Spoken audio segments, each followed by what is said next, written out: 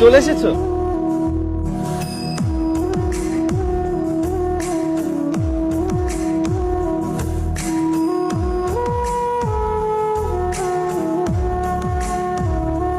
দাঁড়াও, আমি তোমার জন্য পানি আনছি।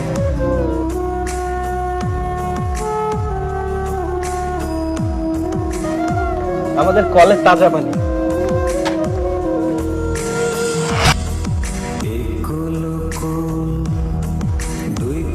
এতদিন পর বাড়িতে আসলাম, ভালো করে পানিও খাওয়াতে পারো না? তুমি তো জানো ঘরে কোনো ফ্রিজ নেই, এটা আমাদের কলের পানি ছিল, একদম ঠান্ডা। কি গরম এখানে, একটা ফ্যানও নেই। ভালো হয়েছে তুমি চলে এসেছো, এবার তোমাকে 1 মাস রেখে দেবো। 1 মাস?